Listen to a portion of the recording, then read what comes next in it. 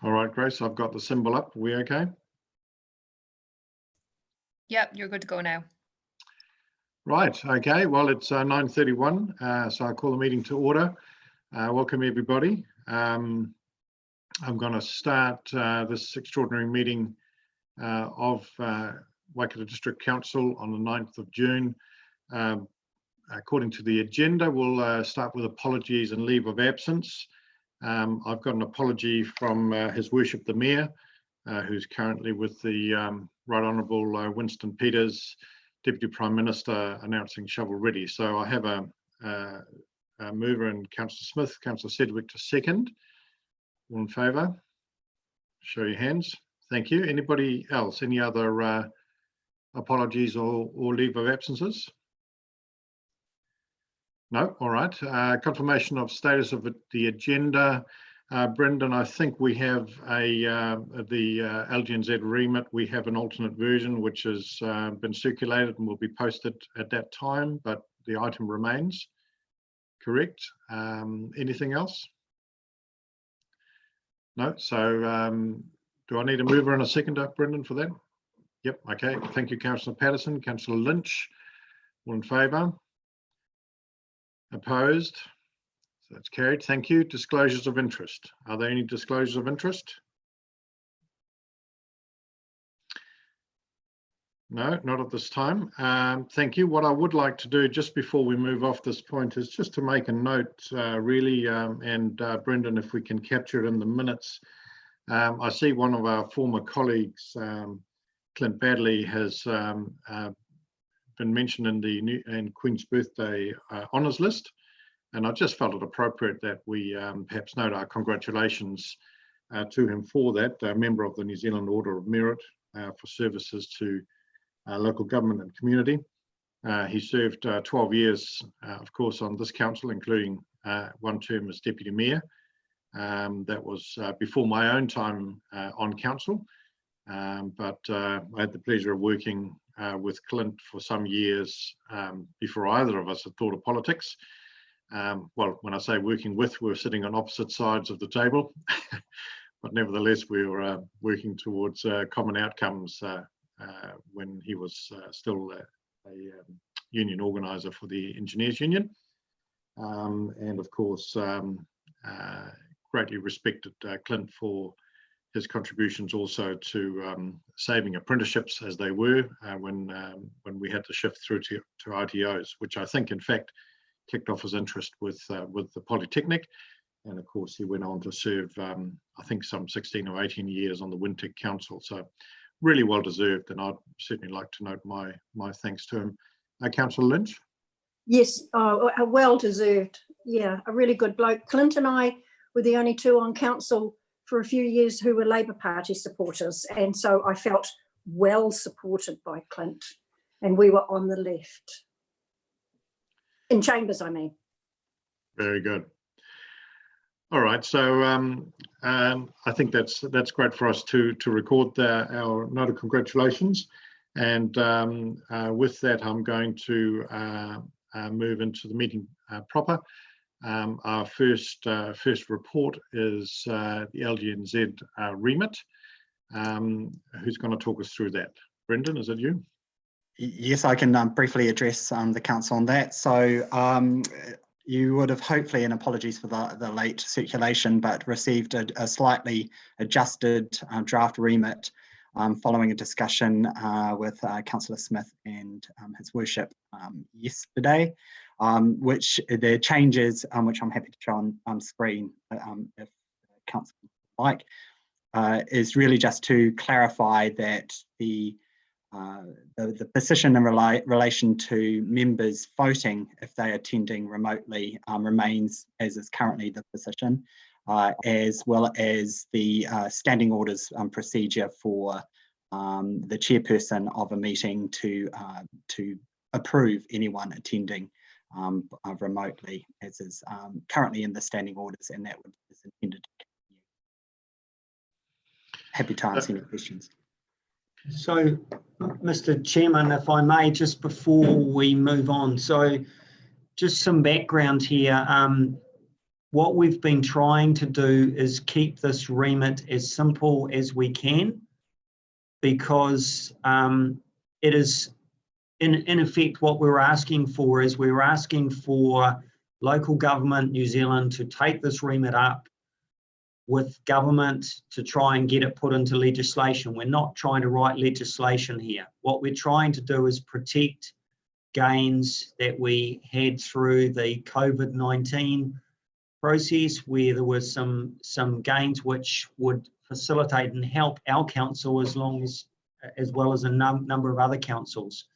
From conversations that I've been involved in with other councils, some of them are fairly lukewarm about this idea.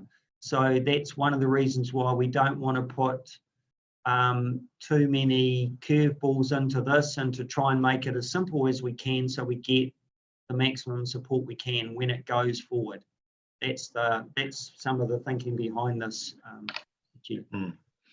And I think the important thing to note, isn't it, that you know, there's no requirement to do it by video conference, or even to prefer that as a method. It's really just to give another option, isn't it, for councils in situations where that's appropriate. And Brendan, I know we didn't specifically talk about being able to achieve quorum that way, but it's really captured, is it? And the you know, the chair has the ability to recognise. Is that right? Sorry, in what respect, Councillor? I think the previous legislation talked specifically about achieving quorum rather than voting. Voting was more easily permitted. So we don't specifically address quorum as such, but it's implied, is it, in the chair being able to recognise? Is that how it works? Well, the remit seeks that the legislation would need to be changed post the COVID situation, so that those who are permitted to attend a meeting remotely would be included as quorum. So it is expressly addressed in the remit. Yeah. Thank you, Councillor Smith. Microphone. I'll unmute you if you like.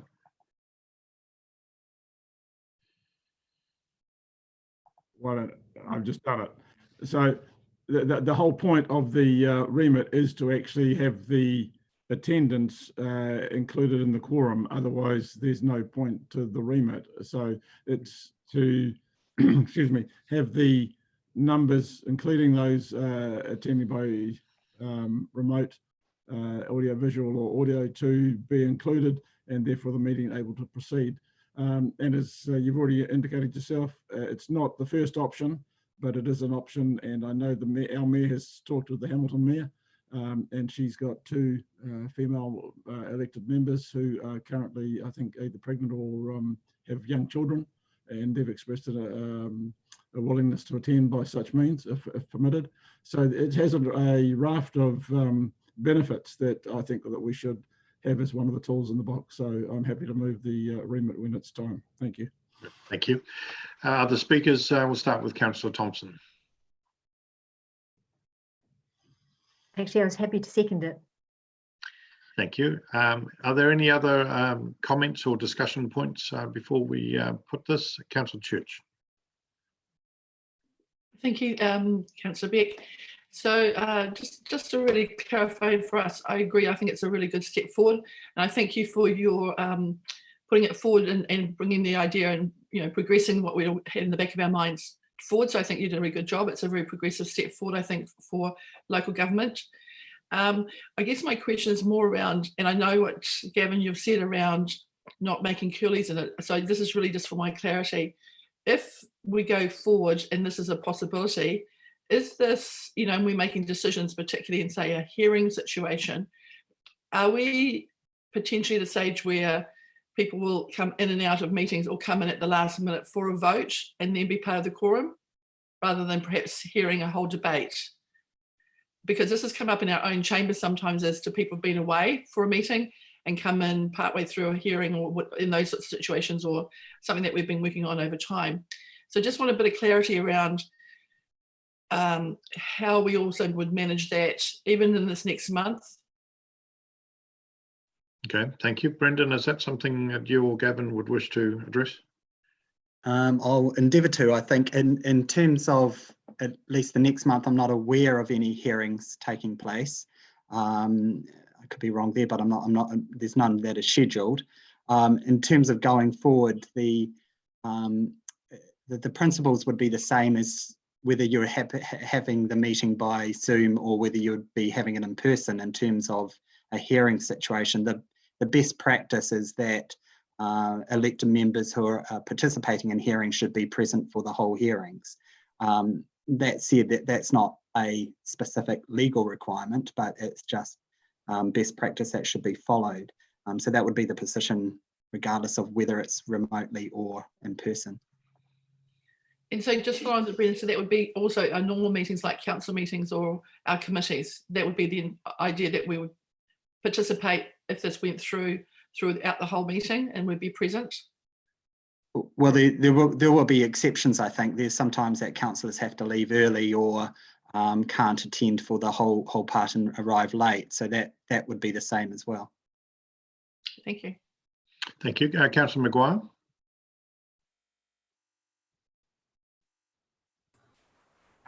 Yeah, I'm like Gavin said, some of the neighbouring councils are a bit lukewarm on it. So yeah, I'm not a lover of this, but I put up with it. But I'm just not that keen on it personally. Okay, thank you for those comments. Councillor Willerton. Yeah, mine's probably similar lines to Jackie, although again, it's the devil's in the detail. I was sort of thinking that it was something that need to be like a physical presence, because sometimes I would have thought if someone's just coming in on the phone, you don't see where they're actually attending, and otherwise, if they've come in with a preconceived idea, they're not listening to the arguments, and that would be the only issue. Okay. Well, just picking up on that point, I guess your answer, Brendan, is that actually it's no different to somebody who pops in and out of the chamber, which we don't seek to police or control in any way currently. If anything, I guess with the recording and live streaming as we are right now, if anything, there's a greater transparency around someone who did that in a Zoom situation rather than in a chamber situation, and a bit like conflicts of interest or declarations of interest, it's something which is left for the member to to be held accountable to their electors on. Yes, would agree with those sentiments, and also it's not always possible, even if not saying this is the case, but if elected members attended in person and had preconceived ideas, it's not always visible for in-person meetings as well. Yeah, thank you. Councillor Gibb. Yes, thank you. I agree with a lot of the comments already said, but what I see this as an extra tool in the toolbox. It gives us flexibility, and I also see that it doesn't necessarily have to be all on Zoom or all in the chamber, because if someone is, as you say, one or two people are unable to attend in person, they can join by Zoom, especially if we get our IT visual things up to scratch in the chamber. It will work really well. So it's an additional tool in the toolbox, and I believe the paper points that out, that this is just not seen as the preferred option, but it just gives us that flexibility. And often in the past, we've found that we have had to ring round to get a quorum. There are times when people are away, and then it maybe is the winter and people are sick, and we have to make sure that we get enough people in there to be able to progress our business. So this will just help along the way. So I fully support this, and thanks for your time. Thank you. Well, certainly I was very pleased to see that council has supported this going forwards. And one of the things we've not touched on, but was also, I think, very pertinent in our earlier discussions on this matter, is the greater accountability and transparency that's achievable this way.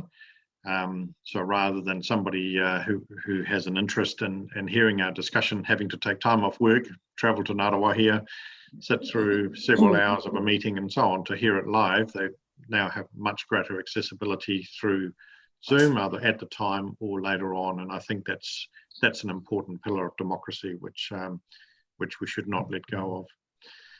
All right, I have a mover in Councillor Smith and a seconder in Councillor Thompson. As the mover, Councillor Smith, do you wish to have any last right of reply? Yes, I do. And as if there's anyone else who wants to say anything, they can't after me. So I'll get it. And that's, I just want to make sure that no one else.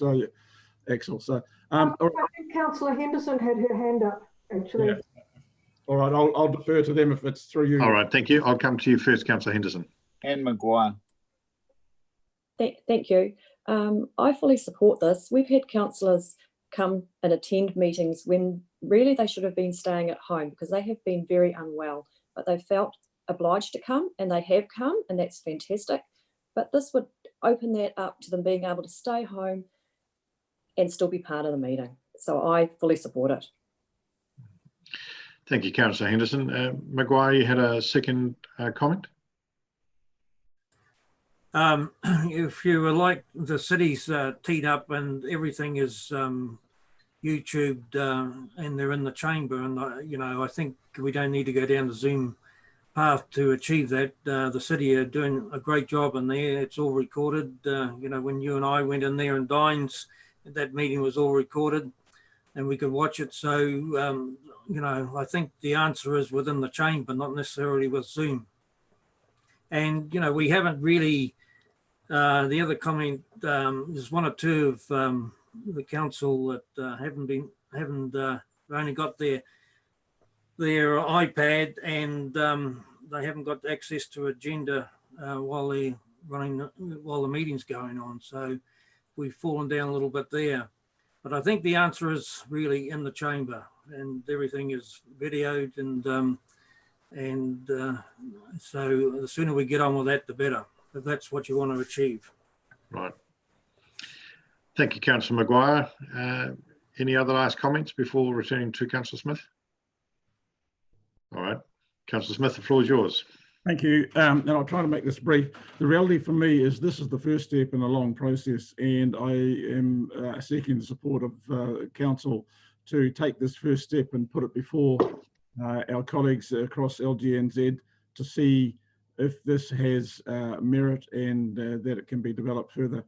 To the critics, and particularly Rob, this is not an alternative to the chamber. This is a support and complementary position for the chamber, and it's, as Janet has just said, a tool to go forward with. It's not something that is to replace the chamber, and I certainly don't advocate that. So I'm just asking for support at this stage to get this in front of LGNZ for a full and frank debate across local government, not for us to determine it and kill it here. So with that, sir, I'm in your hands.